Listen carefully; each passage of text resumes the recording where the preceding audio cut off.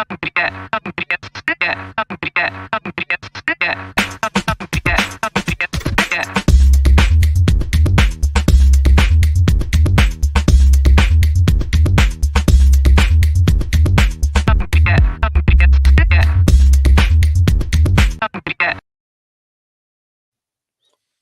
morning, Anthony. You ever morning, hear of a guy named Steve Jobs? Have you ever heard of him? No. Who? Yeah, exactly. Nobody's ever heard of him. We've never But mentioned him before. we've never said his name before. His secret to innovation, he was a master at saying no.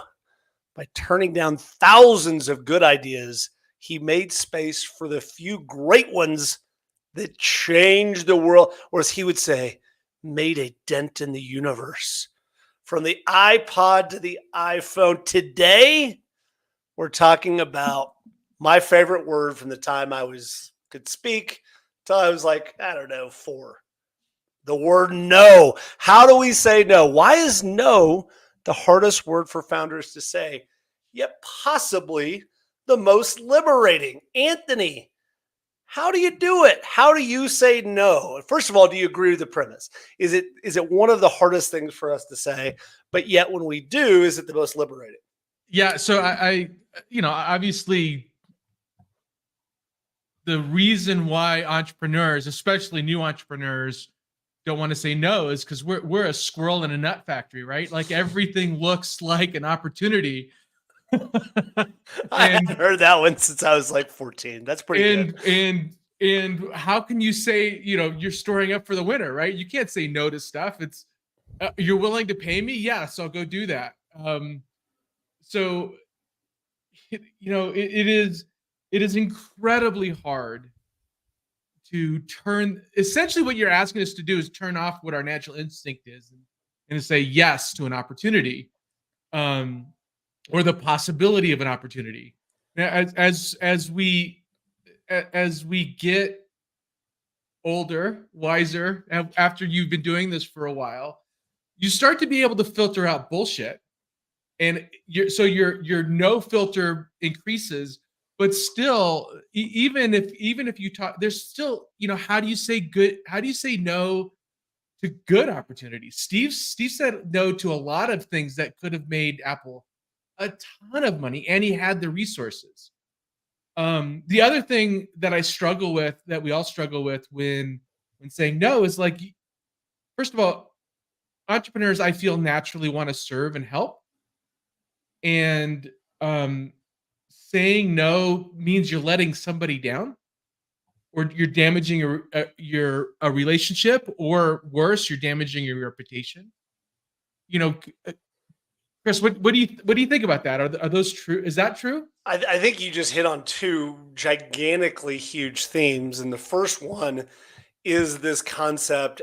And I've down through the years, I think it's a crappy analogy, but I keep using it. So, maybe it'll become better the more I keep using the analogy. But it's called the big room problem, which is founders oftentimes find themselves standing in the middle of a big room. And everywhere they turn, there's opportunity. They can go over to the left, there's opportunity. They can go to the right of the opportunity. And what ends up happening is they get frozen because there's so many opportunities that they potentially could accept. The second part of that, what's behind the big room problem, is fear. It is fear that you don't really know the right path forward, and that somebody who's going to nudge you one direction is actually got the right answer, and you really don't know the right answer. And so you're going to listen to everybody. And part of it is the literature we read, right? Which is, hey, you're wrong, fail fast. It's okay to be wrong. Don't worry about it. Well, that also causes this sense of fear of paralysis where you don't want to go do this. So I think, I can't remember the quote exactly, but entrepreneurs oftentimes they don't die of starvation, they die of drowning, like being too much opportunity. It's very rare. But the conventional wisdom tells us that founders should seize every opportunity and say yes to everything to maximize growth, right? So that is what we're told. Go say yes, and maybe not directly. So let's talk a little bit about that conventional wisdom and why that exists. What do you think? I think that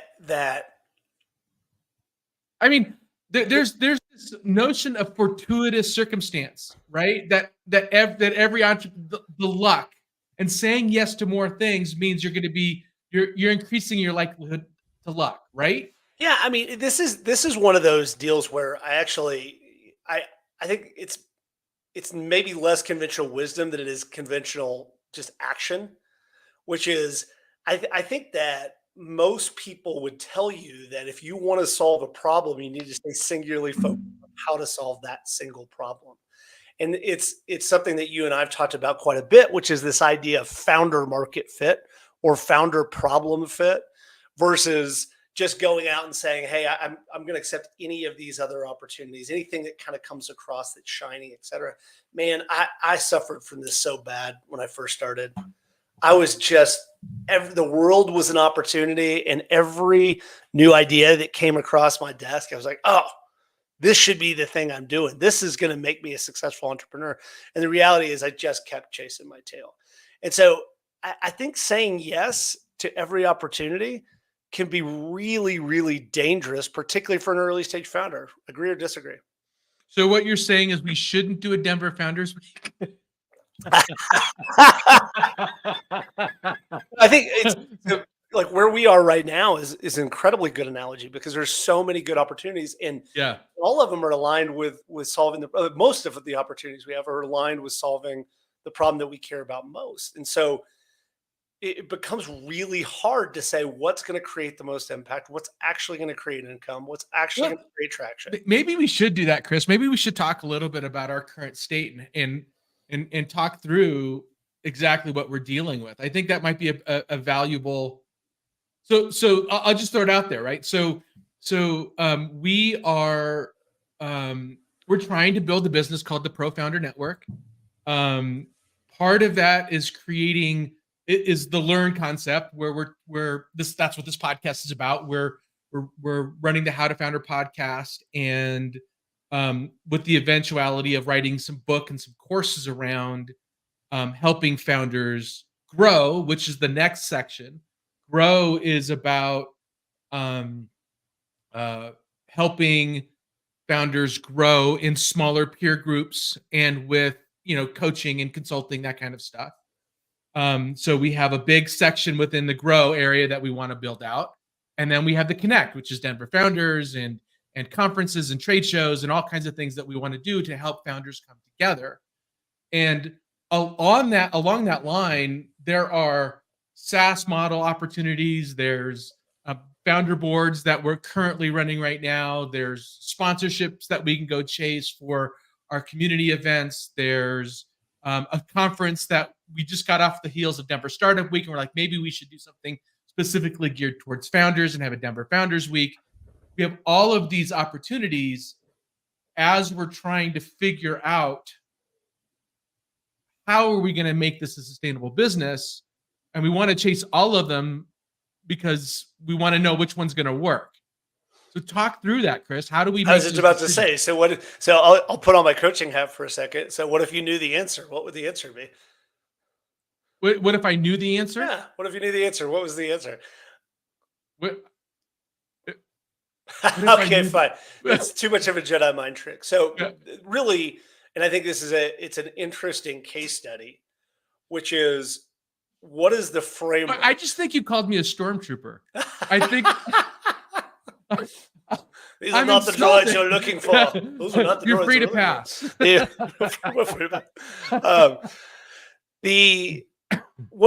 What's the framework that you would use there? So with the knowledge that, but this is not an uncommon problem. Almost every single company that I've ever been a part of, as soon as you get in and start exploring the market opportunities, you understand that there's really gigantic opportunities everywhere you turn. People that you talk to. And so the conventional wisdom is go out and talk to people, and you do, and they all tell you something slightly different. So how do I, as a founder, start to navigate that world? What is the framework that I could put into place to say, what opportunities do I need to say no to? And what opportunities do I need to actually explore? That's a question for me. I think the answer to saying no, this is really hard, right? So because we don't know exactly where our product, we don't know our product market fit yet, right? We don't know where our opportunity to make short-term and long-term revenue is going to be. Um, we kind of have to say yes, not to every opportunity, but say yes to exploring and testing every opportunity that comes our way, and say, all right, let's go out and talk to people. Let's solicit some feedback. Let's talk about it internally. Let's map it up against the things that we're already doing. And is it how much of a time suck is it going to be? Do we think that we're like it? The answer is it depends, because you also have to map it up with, do we think what we're currently doing is working? And if no, does it just need more time, or does it need a pivot? So I think it's more data. I think to say no, you have to have more data. So this is great, and if you don't mind, we're kind of pivoting off our normal stuff. But then let me ask a backup question for a second, which Well, this is is essentially we're trying to get to, how do you say no to stuff, yeah, right? I think to answer that question, you also have to understand why you say yes to stuff all the time. And so, as an early stage founder, we touched on it, but in your opinion, if you go into an accounting firm, a big accounting firm, and you walk into the manager's office and you say, "Hey, you know what we should really do is we should start a fast food restaurant." That manager is going to be like, "No, go do accounting." They say no really, really well, right? So why do we suffer from not being able to say no at the same clip as bigger companies? It's like, is it a lack of discipline? Is it just this sense of opportunity that exists in the world? Is it our is it our ADHD that we just like new shit? Like, why are we prone to saying yes, even if we know it's taking us wider than our focus should be? It's part of our DNA, right? I mean, if you're not looking to make, I mean, you want to make, we inherently want to make something, or the world, or HVAC, your HVAC company, you want to make it better, right? You are an agent of change. And in larger companies, change is bad. And in smaller companies, adaptability, change, embracing change is inherently good. So this idea is not a bad, having this trait is not bad, but it can't kill you, right? Right. Because if you're always changing and never just doubling down on what's working, um, you're going to wind up a hamster in a wheel. So, I mean, if I could summarize where we've landed so far, it's like, hey, we know that as entrepreneurs, we're almost wired to look at every single problem that comes across us and want to say yes to. And so we're wired to be a person that is, for lack of a better word, I don't like the negative connotations of this, but we're less disciplined with a single business idea because we have to be. We have to be open to possibilities. We have to be open to that pivot. We have to be open to the change, the tact, the evolution of a business idea. Is that fair summation? Yeah. Okay. And so then, if we're naturally prone to saying yes, as I start to come in and say, we did a exercise together on Friday where we said, we know what problem we want to solve. And we're really focused on this problem. Now, that problem's still pretty wide, right? There's still a lot of ways to solve that problem. If we agree on the problem, how do I, as a founder or a set of co-founders, go about evaluating the different opportunities that come across? How do I say no to ones like, or put them on the back burner, or is it a backlog? How do you think about this? So it's really hard because that example, like we discovered this, like, all right, we think we're going to chase this opportunity, this really specific course that's going to solve a system that's going to solve a major, like every founder has the problem of going to market, right? And going to market in a great way, and building a scalable growth system. So we're going to try to help founders solve that. I think it's an incredibly valuable um, uh, uh, piece of content that and system that we're going to create. Then we get into the how are we going to deliver it, and the how are we going to deliver it presents this other massive opportunity, because the how, implementing the how, is it's in and of itself is a system on how to deliver something, and like how big do we expand, or how, in other words, I'm Chris, I apologize, I'm struggling to No, but define this, but it's what like it's like, do we niche this out and just go do a small test, which is actually the right way to do it, but my brain always goes to, no, it could be this big, huge, giant thing. Let's go build this big, huge, giant thing to test this one hypothesis. And I think you need to curb that enthusiasm for making something big, and just rely on the, like, don't rush to the big thing, rush to getting the answers on the small thing. So so I think the approach would be like patience.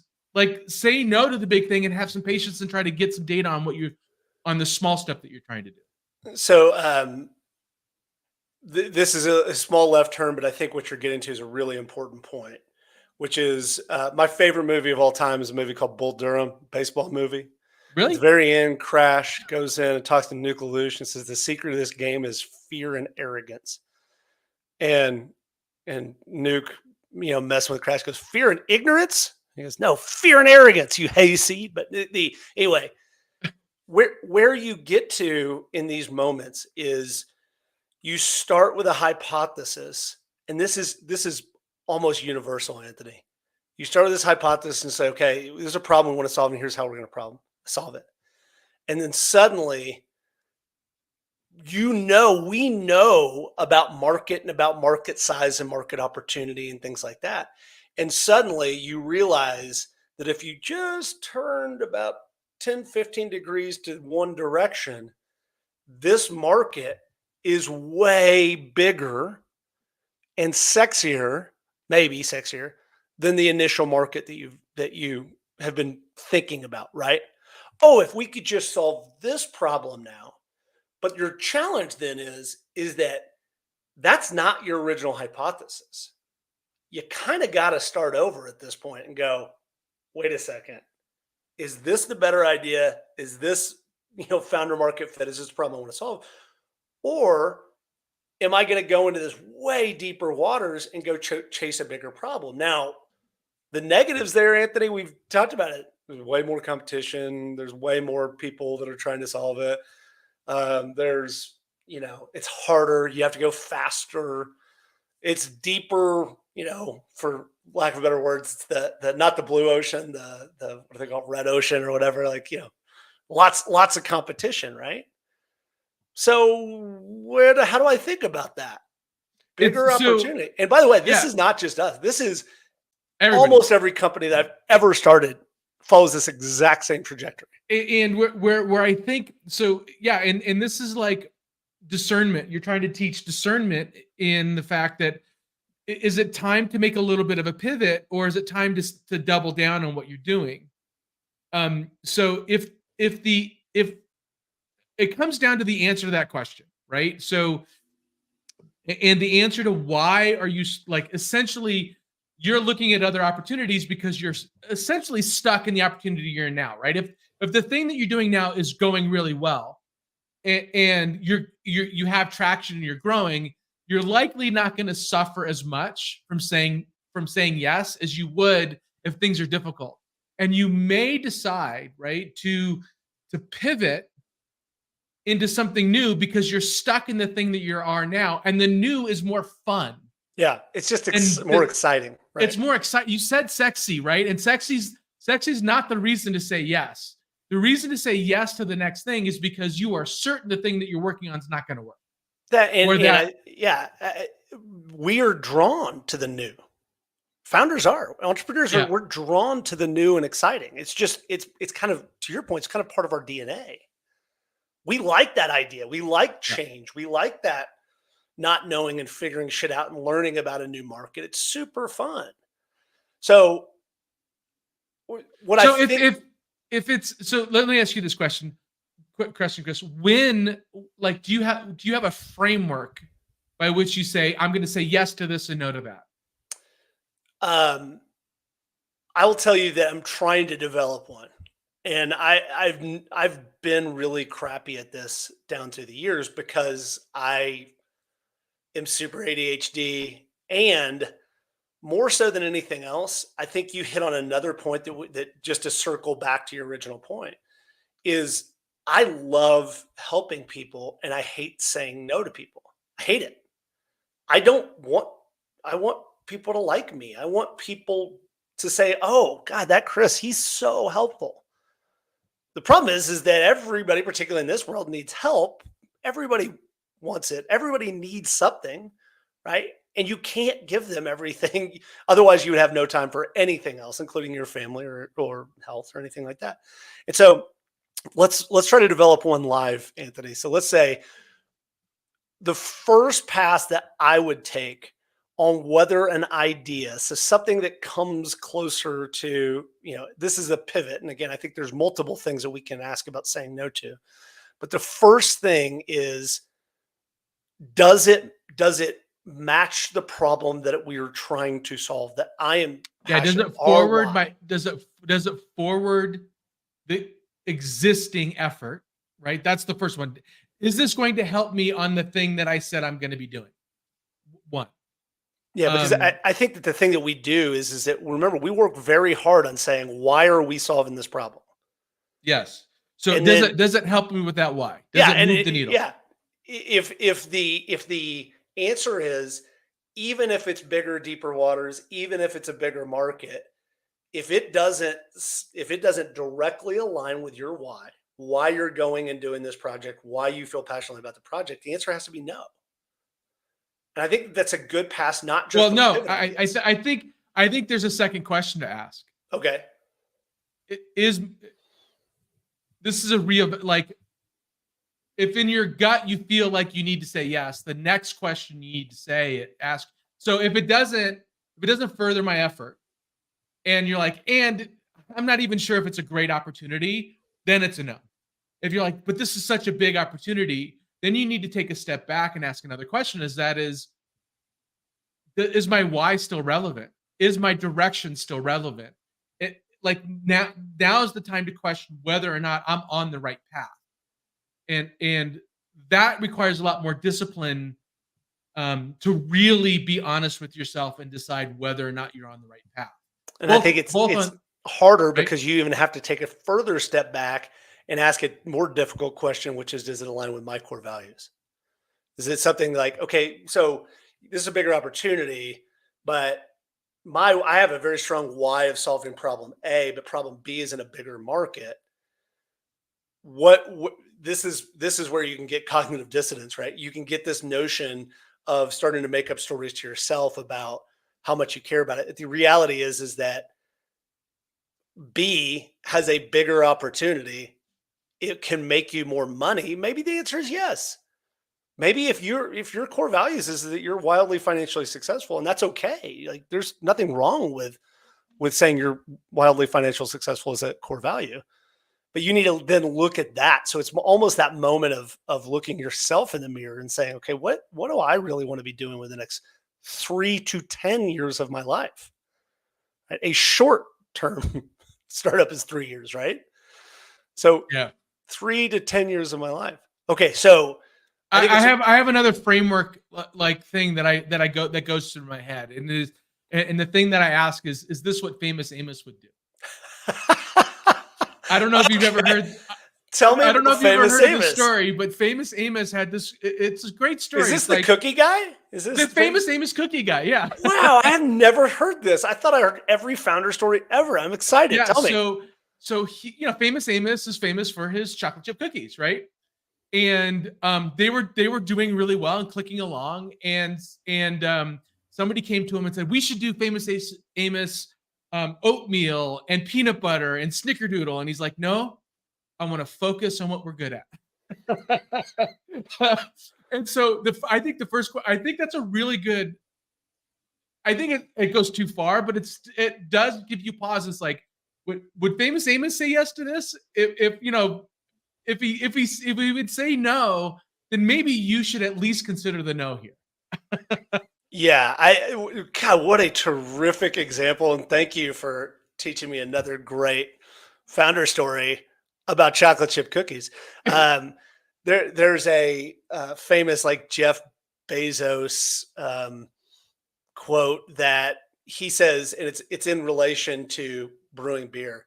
He says the number one thing that founders need to do is focus on making their beer taste better. Don't worry about the other shit, right? Like it's just stay focused on that one core value proposition. Okay, so I think what we have now is if you're going down a path and this thing that comes and there's a bigger opportunity and it is now shiny, it's sexy, it's a probably got bigger financial upside. You could build a bigger company around it. Taking that step back, looking yourself in the mirror, looking at your why and looking at your core values and deciding which one you want to pursue over the long term.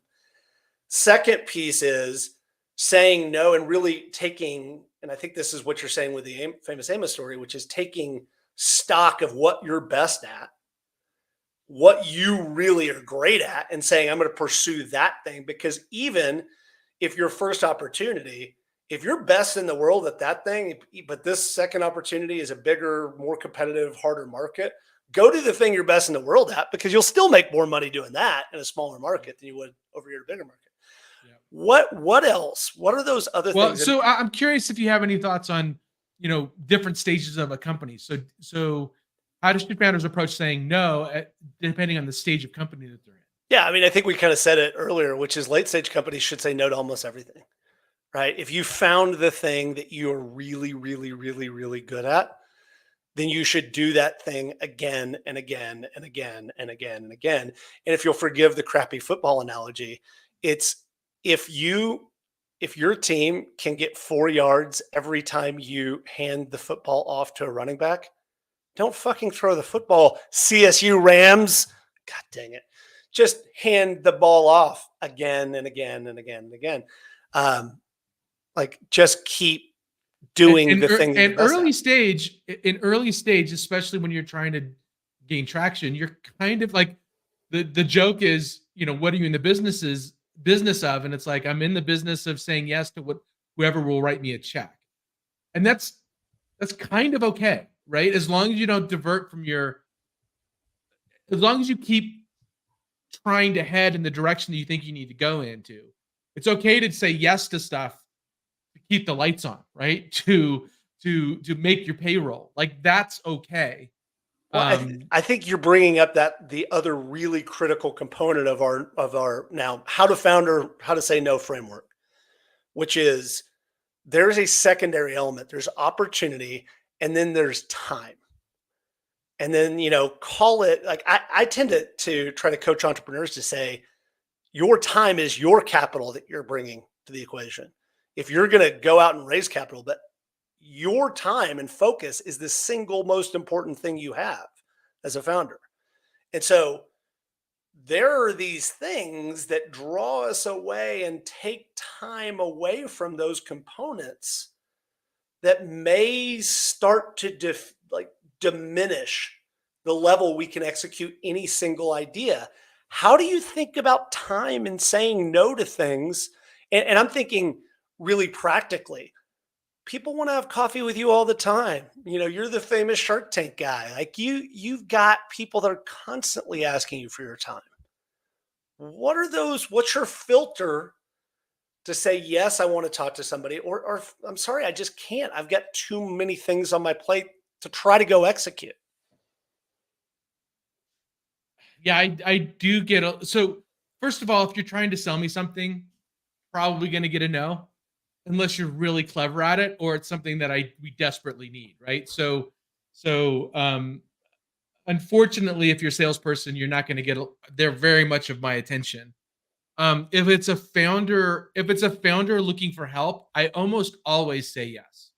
I can always find 20 minutes to help a founder doing something. Now, that doesn't mean I say yes like this week. It's like let's talk next month when my calendar clears.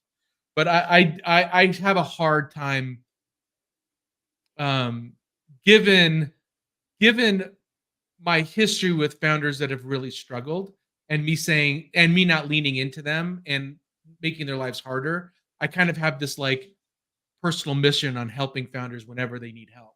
And I think most founders, I think that's fine. Um, and Yeah, but so when I completely agree, which yeah, is a founder comes to you and says, "Hey man, I need 20 minutes of the time just to talk." Like, great. But in that 20 minutes, they try to get you to be like, "You know what I really need is you to come help me build my website or just some advice for you to sit down and look and review my product." Because look, founders, Guy Kawasaki, how do you know when a founder's pitching you? Their mouth is moving. We're wired to try to get help for free everywhere we turn, right? That's what we do. yeah, help for free is easy to say no to. So there's also this like tactic that I've used, especially when like negotiating contracts, right? There's this notion of never saying no. It's you never say no. It's all about terms.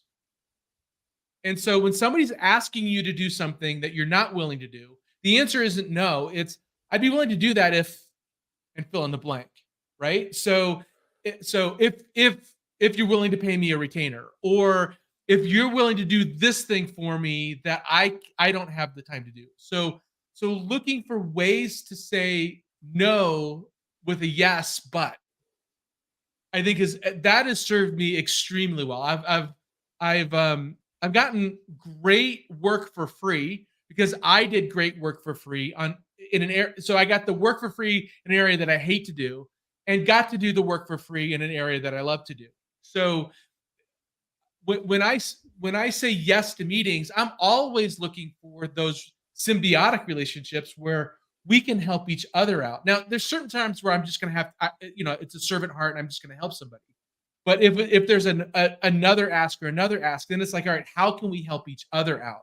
And usually, one, if somebody's not willing to help me but is asking me for help, then I'm not really like that mitigates my desire to help them.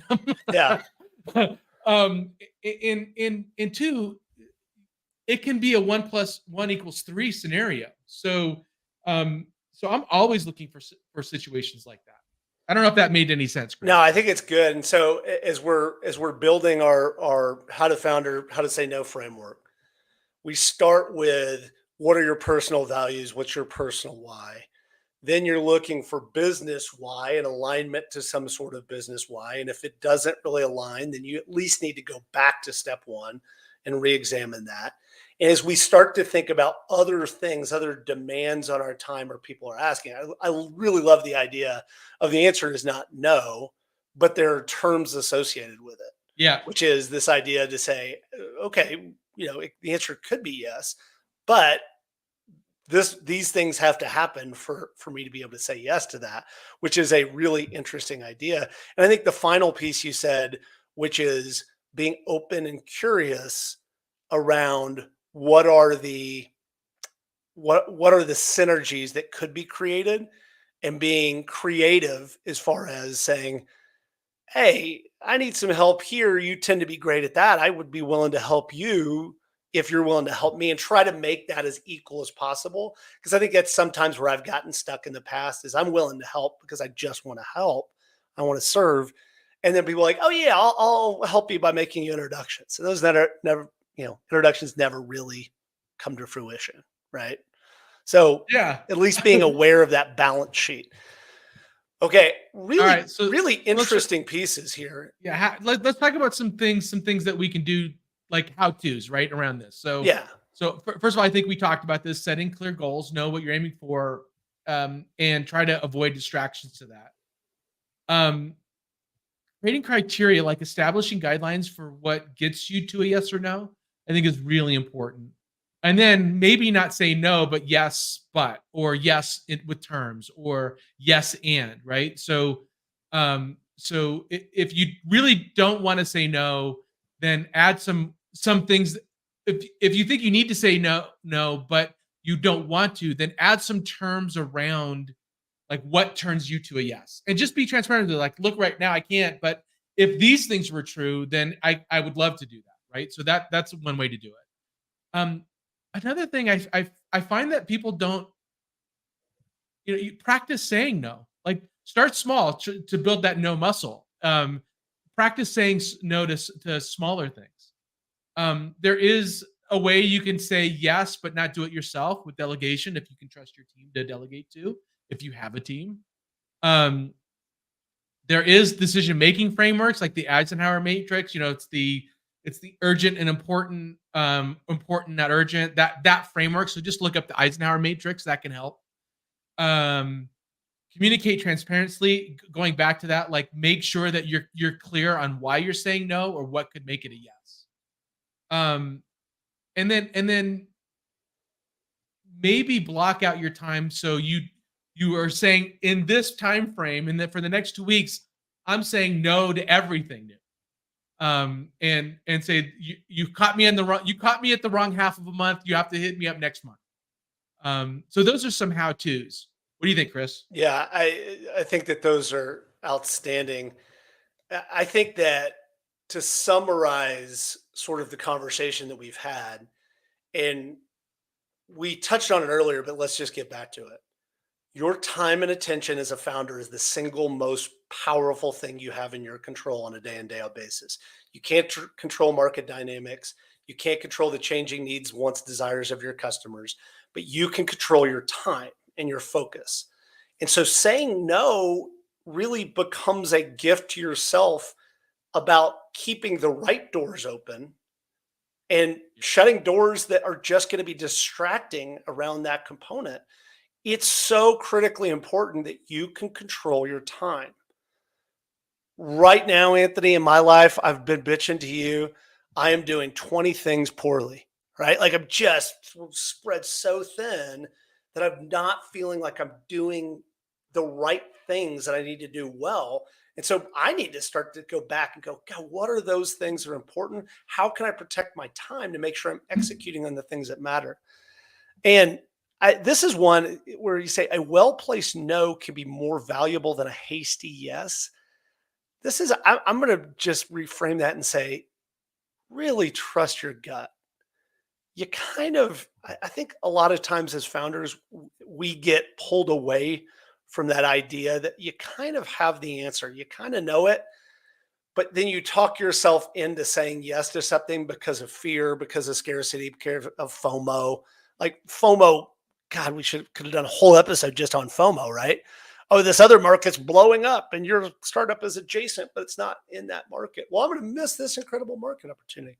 And then just every no makes room for an opportunity to say yes to something that's more meaningful. That's a really impactful sentence. Well, essentially, you flip that around, right, Chris? Every yes means that you're saying no to something. Yeah, I mean, I think that's another great way to look at it. When you say yes, you are closing another door. When you say no, you're at least keeping the opportunity for you to walk through the right amount of door. And again, great founders stay focused on solving a singular problem. They don't always solve it the same way, but they're focused on solving a singular problem.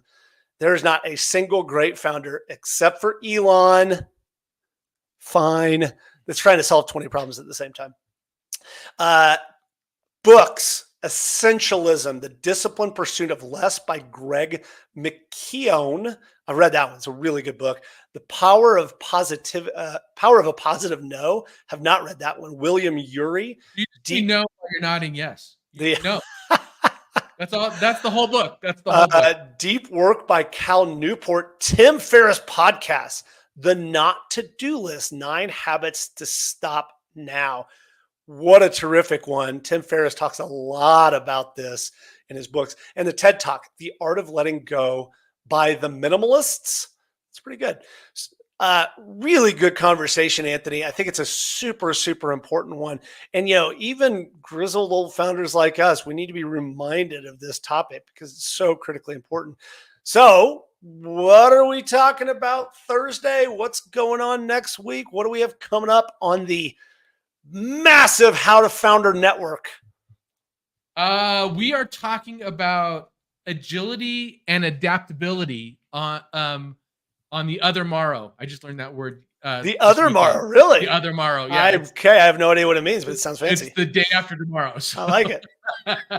So that's what we're talking about: adaptability and agility, and how you can, we're talking about the art of saying no today. On Thursday, we'll be talking about how do you navigate some yeses and being adaptable and agile. Every one of our topics is you should never do this except, and then list 100 exceptions. Yeah. This is a tough topic, but it's a good one because there's like everybody's framework is going to be slightly different, but at least I think we gave some opportunities to think. All right. Thanks everybody for listening in. Follow us. Just go to howtofounder.com and you'll be able to see where to follow us on LinkedIn and YouTube and Apple Podcasts. We broadcast live on YouTube and LinkedIn twice a week, and just go to howtofounder.com to find out where to follow us. With and anything coming up, Chris? Anything exciting? We have Denver Founders next Wednesday. I think it is next Wednesday. So go to find Denver Founders on Meetup and come visit us in person downtown. And with that, Chris, I will see you in about 48 hours. Take care, everybody.